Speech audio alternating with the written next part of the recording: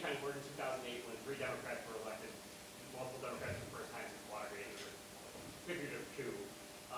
This period of transition to DuPage being so blue has also coincided with a period where you had Barack Obama and then Donald Trump on the ballot in the center stage of politics over the past couple decades. How do you see this sustaining itself when maybe there aren't those dynamic forces bringing so many new voters into elections? Well, not to be self-centered, but DuPage County hadn't gone for a Democrat for governor for 60 years, I think, when I ran in 2018, and I won DuPage County.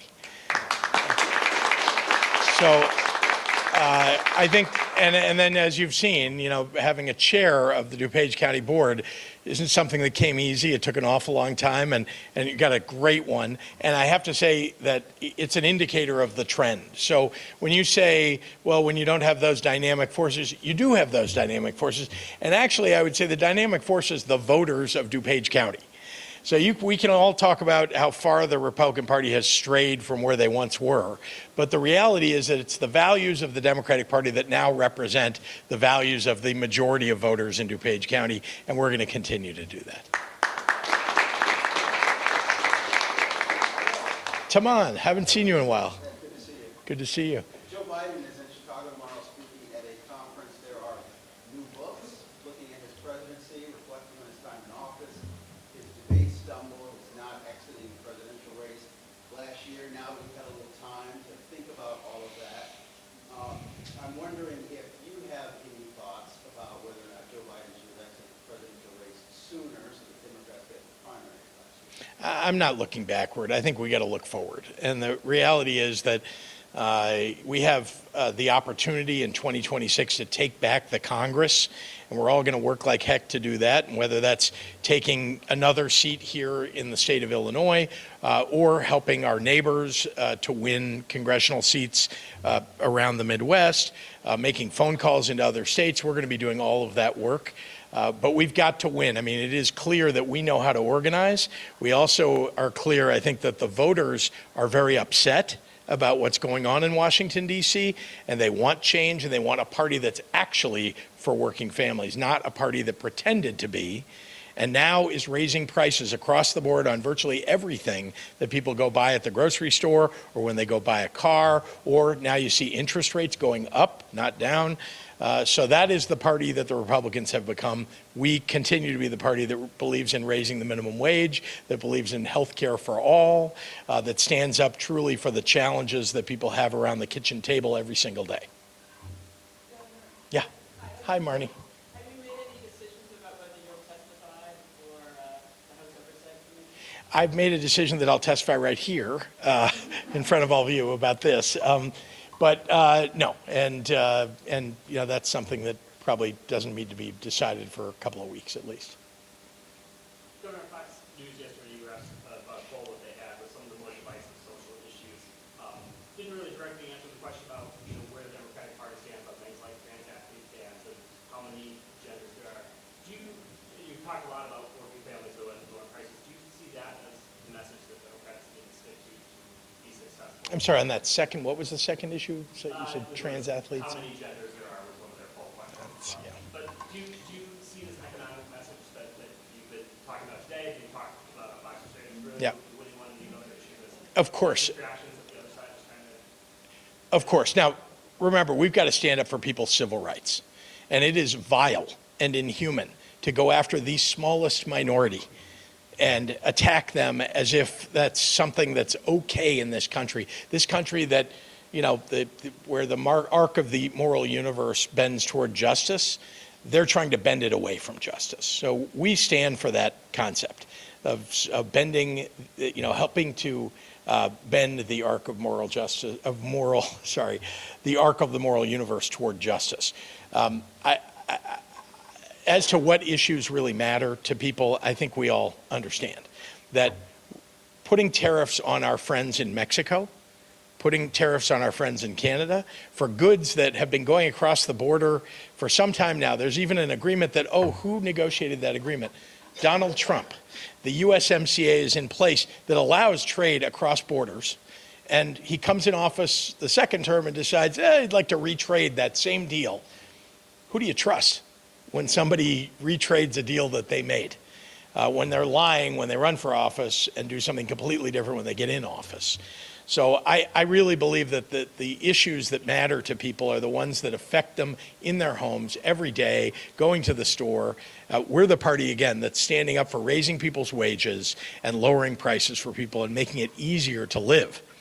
And the Republican Party is clearly some kind of cult following for a guy who, well, tariffs are on, tariffs are off, tariffs are on, tariffs are off. You think that creates an environment in which anybody feels comfortable that when they go to the store, they know what the prices are going to be? Or businesses, small businesses in particular, that are going to go out of business because of what Donald Trump is doing? Governor, a Yeah. 26-year-old social media influencer has stepped up to challenge Congresswoman Jan Schakowsky. There's talk of Democrats maybe needing some fresh ideas, some younger people to run. Will the party try to recruit the next generation, or do you look to these folks to kind of prove they can raise money and be successful before they get your support? We're always looking for new people to run for office. That's a fundamental belief of the Democratic Party. New people, young people. I happen to think that young people bring some of the best ideas into politics. We ought to be inviting them in and inviting them to run for office. So I'm excited about people who are thinking about it, and it's hard. I mean, it is hard. And you remember the challenges for people who run for office. I mean, oftentimes you have to give up something in your career, right? And maybe it's making money. But it might be like cutting back to part-time so that you can go run for office. But whatever it is, it's hard for people to choose to do that. So I admire people who make that leap into public service, run for public office, and particularly young people who will bring fresh new ideas. Do you want the Democratic Party leadership in Washington to be younger? I like how you're trying.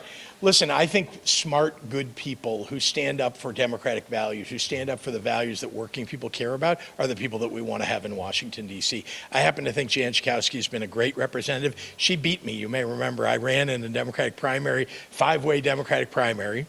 And she won, and she won because she out-organized and knocked on more doors than I did. Did more to get it, to win it. And then she served so admirably for all these many years. I have often joked with her that if I had won that race, I would not have ended up being governor. So, and maybe she would, I don't know. But she's been a great representative, and I don't know whether she's running for re-election or not, but if she is running for re-election, I know she'll have an awful lot of support. Yeah. A lot of folks in the suburbs rely on that transportation to get around. Yes. According to the CTA, those three agencies are going to run out of money soon, and, there's been nothing done yet to settle their governance issues, and it's more complicated with the funding. What are your ideas to make sure that transit doesn't collapse? Well, let me start by saying this isn't something that gets decided by one person, right? This is, we've been talking about and working on this with the legislature for, I can't remember how many months now, but it's certainly over a year. And that the reforms need to come first. There's no doubt about that. But you also need funding. And we also need to remember that the funding isn't entirely going to come from Springfield, right? The funding has to come from the counties that are participating in those transit systems, the city of Chicago, and yes, the state will participate too. I want to remind you, though, that there are counties that don't get any benefit from RTA, from CTA, from PACE, who nevertheless need support for their transit systems all across the state of Illinois. So whatever we do needs to be somewhat comprehensive, at least in terms of providing some funding. Yep. There are other people here in case you have questions. Any more questions? Yeah, hi. Hi, Governor.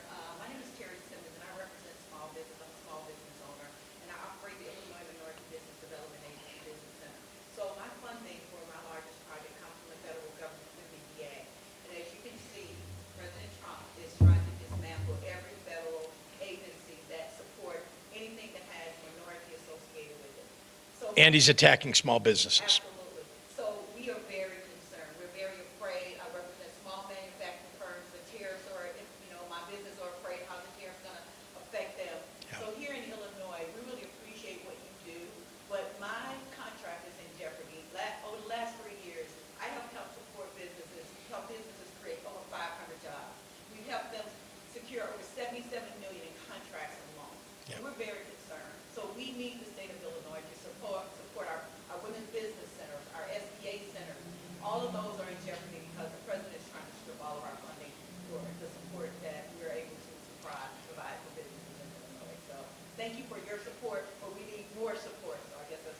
Sure, I appreciate it. As you know, Donald Trump and the congressional Republicans have, and Elon Musk have attacked programs across the board, and some of them, in fact, I would argue most of them, because there are billions of dollars involved just for the state of Illinois, those programs without federal support are going to mostly disappear, and that is just a fact, and it is on the congressional Republicans and on Donald Trump if that happens. But we certainly are going to do everything that we can to stand up for small businesses and stand up for health care, stand up for the people of Illinois while they're under attack by a federal government and a White House that doesn't seem to care much about average working people.